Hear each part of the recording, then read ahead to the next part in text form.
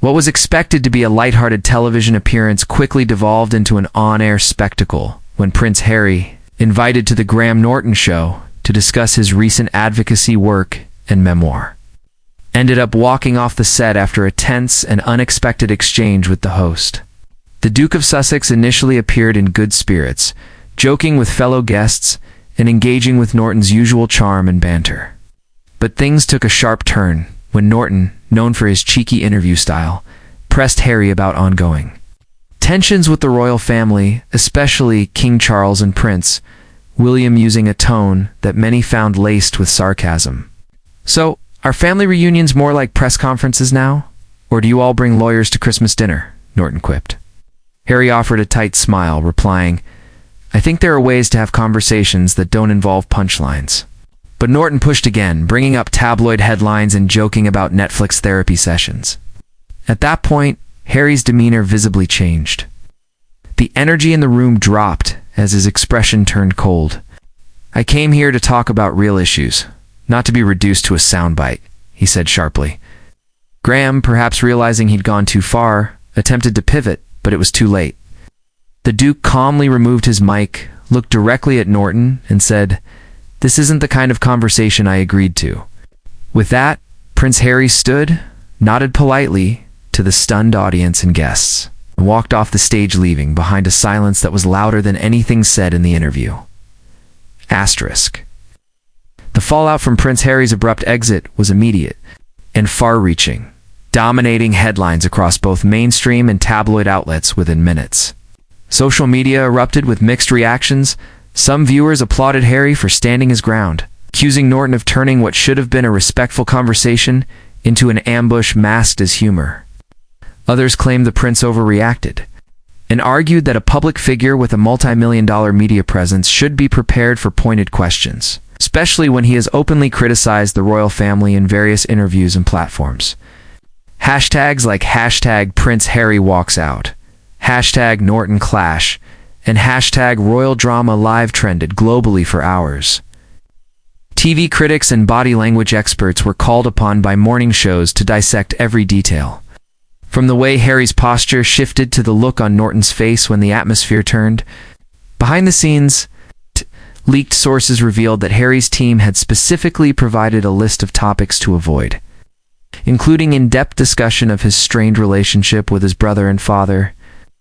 One insider claimed Harry agreed to the interview under the impression it would focus on mental health and veterans advocacy. Instead, it turned into a roast. Meanwhile, Graham Norton's camp issued a brief statement suggesting the segment simply got a bit more candid than expected, and expressed regret for any discomfort caused. But the damage was already done. The clip of Harry walking off racked up millions of views in just a few hours, with commenters noting the stark contrast between the prince's calm exit and the host's attempt to pivot the moment into humor. The public was divided, but one thing was clear. The encounter had transformed a promotional appearance into yet another chapter in the ongoing saga of Prince Harry's uneasy relationship with fame, the press, and his royal roots. Asterisk as the media frenzy intensified, voices from all corners of the entertainment and political worlds chimed in. Some British tabloids seized on the incident as vindication of their long-standing criticisms of Harry, labeling him as fragile, petulant, or unable to take a joke, while more progressive outlets countered with op-eds highlighting the dangers of disguising mockery as journalism. Meanwhile, public figures who had once shared similar experiences with the media stepped in to voice support. Meghan Markle, though not present at the taping, reposted a subtle message on social media about the importance of setting personal boundaries, which many took as a nod to her husband's walkout. A few celebrities, including one well-known talk show host, publicly declined future invitations to the Graham Norton show, citing concerns about respect and tone. "Humor doesn't excuse humiliation," one tweet read, gaining hundreds of thousands of likes. On the flip side, Norton's fan base rallied behind him, defending his right to ask tough questions and maintaining that public figures cannot expect to script every interview. Even fellow guests from the taping were asked to weigh in, one describing the atmosphere after Harry's departure as shockingly awkward, while another admitted that they too felt the tone had crossed a line. Talk show panels debated whether Norton had overstepped or simply done his job.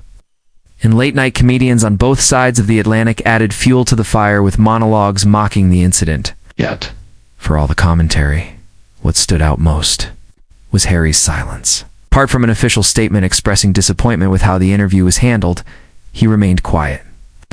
That silence, intentional or not, spoke volumes. In an age where everything becomes content, Harry's decision to disengage only made his walkout more powerful, turning what might have been dismissed as celebrity drama into a stark reminder of how easily the line between honesty and entertainment can blur. In the days that followed, the tone of the conversation began to shift from immediate reaction to deeper reflection. What had initially seemed like another viral TV meltdown was now being dissected through the lens of media ethics, emotional intelligence, and the changing nature of celebrity interviews in the digital age.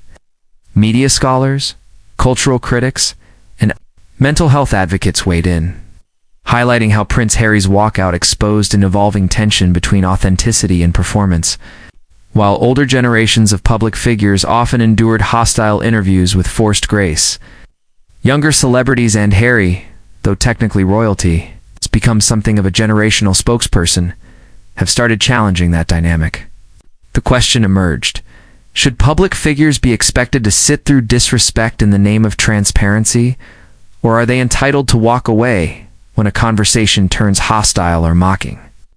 Several podcasts and YouTube breakdowns of the incident trended in the following days, with analysts replaying the segment frame by frame, noting how subtle shifts in body language revealed mounting discomfort long before Harry stood up. Meanwhile, petitions began circulating online calling for talk shows, including the Graham Norton show, to commit to more mindful interviewing where humor doesn't come at the expense of personal dignity.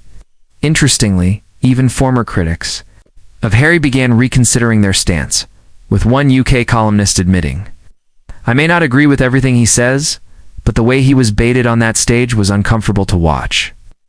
The narrative had transformed.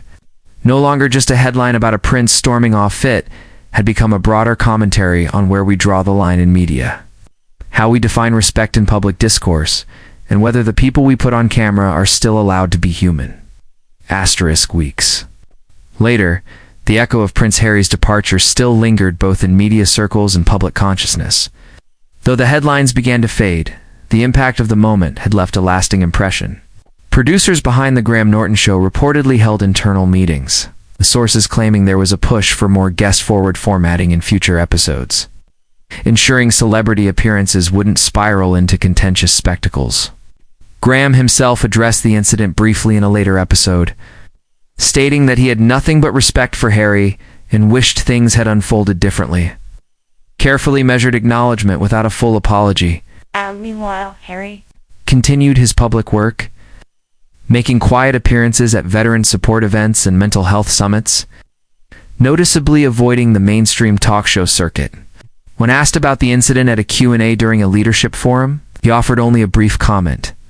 "There's a difference between being heard and being mocked. I chose the former." Single sentence, clipped and shared across platforms, reignited the conversation with fresh appreciation. Even late-night hosts who once joked about the walkout began to shift tone, some issuing subtle walkbacks and others choosing to discuss the deeper implications of that moment. Ultimately, Harry's decision to walk out calmly, unapologetically, and with purpose did more than just make headlines. It forced a long-overdue reckoning within broadcast media, a re-evaluation of what we consider entertainment, and whether provocation masquerading as conversation still has a place in a world that claims to value empathy and authenticity. And, in a rare twist of modern fame, Prince Harry may have said the most by choosing to say very little at all. **